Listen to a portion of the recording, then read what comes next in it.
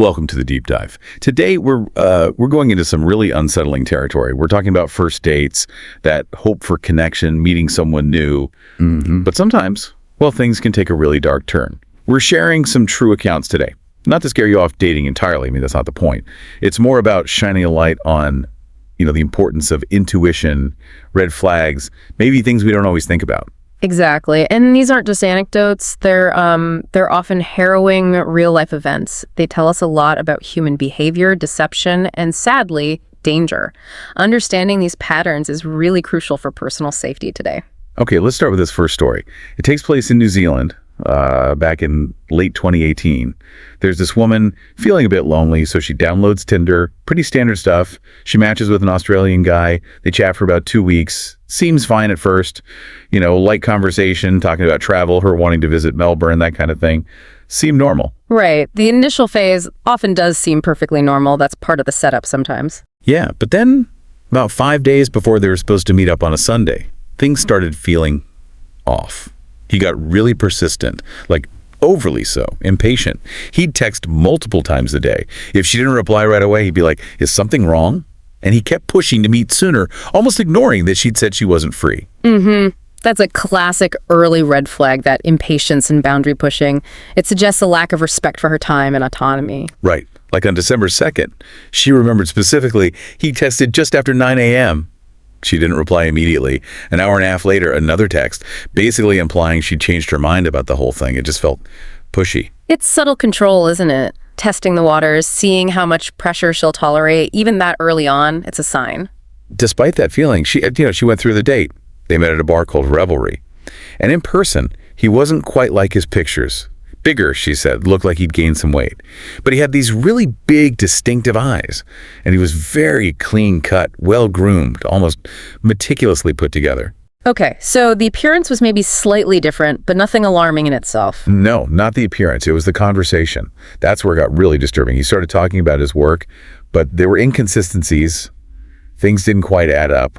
Then he started claiming all his friends in New Zealand were police officers. Said he met them in bars, went to their barbecues, even said his best friend from Australia was moving over to be a Crown Court prosecutor. Well, that's an unusual focus for a first date. Law enforcement, prosecutors. Very unusual. And it got darker. He talked, in detail about police investigations. Specifically mentioned bodies going missing in the Whittaker Ranges. Okay, wow. That's more than unusual. That's morbid. Right. And then he shared this really specific, chilling detail. He said police sniffer dogs can only smell decaying flesh down to about 4 feet. So, if a body was buried deeper, harder to find. Good Lord. That level of detail is deeply unsettling. It almost sounds like he's researched it. Or perhaps processing something. He also talked about poisonous Australian snakes, called it his passion for the natural world. But then, maybe the weirdest, most jarring part. He told this story about a friend back in Australia. Said this friend accidentally killed his girlfriend during consensual choking in bed. And the friend got convicted of manslaughter. On a first date. That story, it feels like testing her reaction, or maybe even testing out the story itself. It's incredibly inappropriate and alarming. She definitely felt it. She was really uneasy. After about 3 hours, she made an excuse, said she had to leave.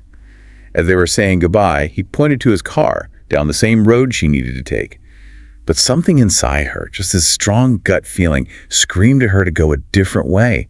She just remembered thinking he was much bigger than her, and she suddenly felt very vulnerable. And that intuition is so vital. It's often picking up on things our conscious mind hasn't pieced together yet. Listening to that feeling, even when it seems illogical, can be crucial. Absolutely crucial, because here's the truly horrific part. The day before this date, this man had murdered a young British woman named Grace Mullane in his hotel room. Oh my God. The story he told about the accidental strangulation. Yeah. That's exactly how he killed Grace. So he was rehearsing or processing his crime with his date. It seems like it. His talk about the Whittaker Ranges, that's where he was planning to bury her body. The detail about the sniffer dogs, he'd researched that the night before, after the murder.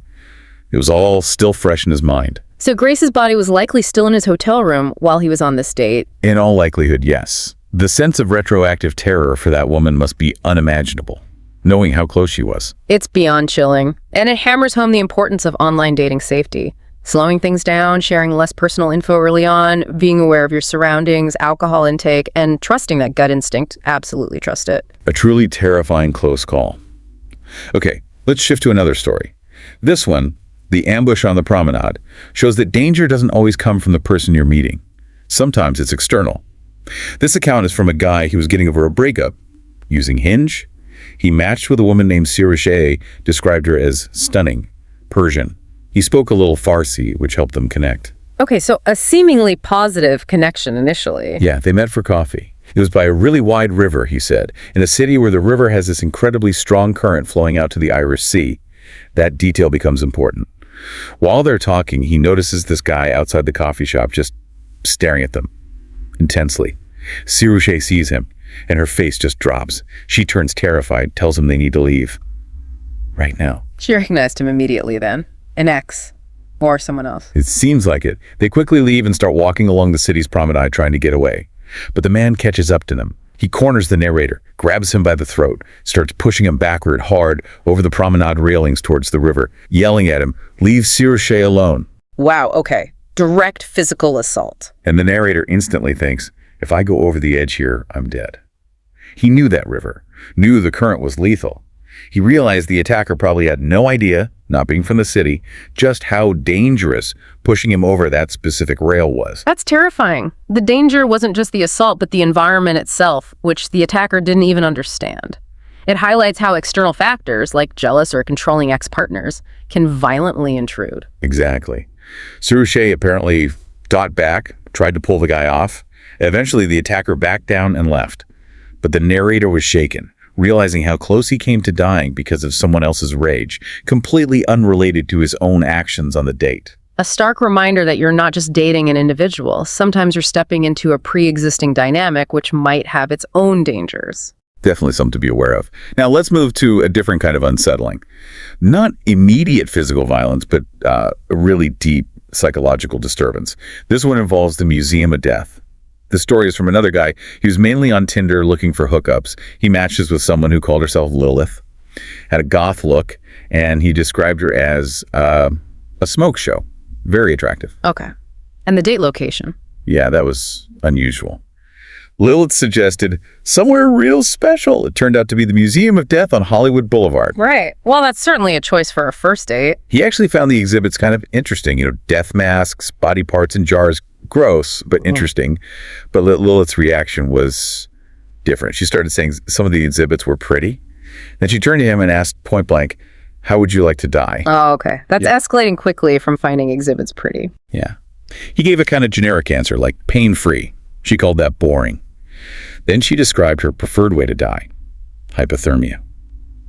She went into detail about the warm and sleepy feeling, how victims sometimes take off their clothes before they die. The level of specific, morbid detail is, again, very concerning. It's beyond just a dark sense of humor. It got much worse. She then told him straight up that taking another person's life would be better than even getting intimate. She described it as pure power, saying it dwarfed drugs or alcohol. Wow. That's moving into seriously disturbed territory, glorifying murder over intimacy, linking it to power. That's a huge red flag. And then she directed it at him. She said how hot she thought it would be to watch him drown. Naked, in a pool. Yeah. With an audience, watching his final moments of desperation. Oh, this is profoundly disturbing. This isn't kink. This isn't dark humor. This is someone verbalizing violent, controlling fantasies directed at her date.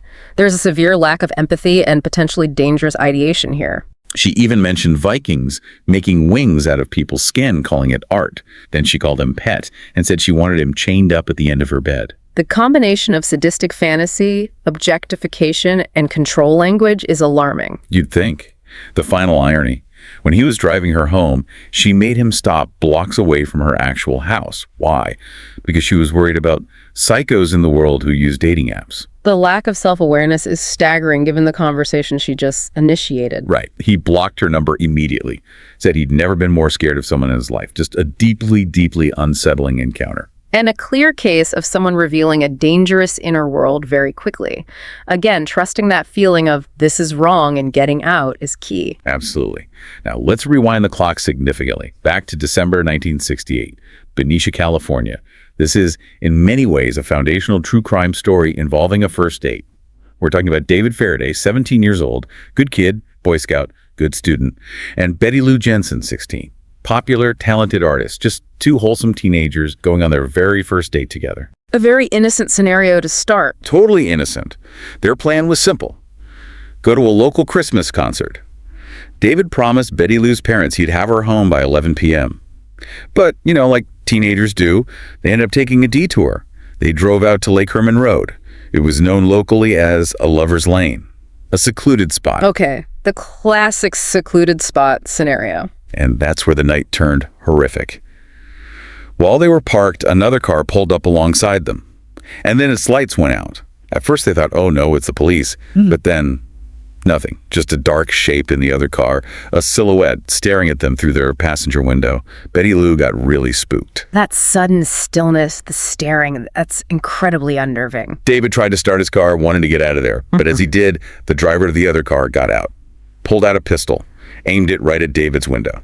Betty Lou screamed and bolted from the car. David scrambled out after her. The killer fired one shot through the car roof, hitting David. Then he ran around to the back of their car, fired again through the rear window, hitting David a second time. A sudden, brutal, unprovoked attack. Absolutely brutal. Betty Lou was sprinting away into the darkness. The killer took aim at her fleeing figure and fired. 5 times into her back. She fell, dead. Then the killer walked back to David, who was down but likely still alive, pointed the pistol at his head, fired one last shot straight into his skull, then just got back in his car and drove away. Just clinical and cold, leaving unimaginable devastation behind. David was actually still breathing when help arrived, but he died at the hospital. The community was just shattered. And this killer, he became known by a name that still sends chills down spines today. The Zodiac. The Zodiac Killer. His identity is still officially unknown decades later. Famous for those taunting letters and cryptograms sent to the press. He claimed dozens of victims, though only 5 were definitively linked. And this attack on David and Betty Lou, their first date. That was the very beginning. His first confirmed murders? He specifically targeted young couples in secluded areas like lovers' lanes. This story is a terrifying illustration of how vulnerability, seeking privacy, can tragically be exploited by predators who seek out that exact isolation. A chilling reminder about the potential dangers of isolated locations, especially when you're just getting to know someone. Privacy can become a trap. Okay, let's move forward in time again. Seattle, April 2016. This involves Ingrid Marie Lynn. She was 40, a divorced mom of 3, working as a nurse. After 2 years out of the dating scene, she was hopeful, excited even, to meet John Charlton, 37, from Plenty of Fish. Right, Plenty of Fish, another popular platform. Ingrid was apparently drawn to what friends called his subtle bad boy tough guy vibes. He told her he was a construction worker. He seemed, on the surface, like a perfect gentleman, someone potentially stable. The curated online persona, often quite different from reality. Tragically different in this case. John Charlton wasn't just a bad boy. He had a criminal record in 6 different states. Aggravated robbery, felony theft, grand theft auto. He wasn't a steady construction worker. He was actually a homeless day laborer. A significant deception right from the start. A huge deception.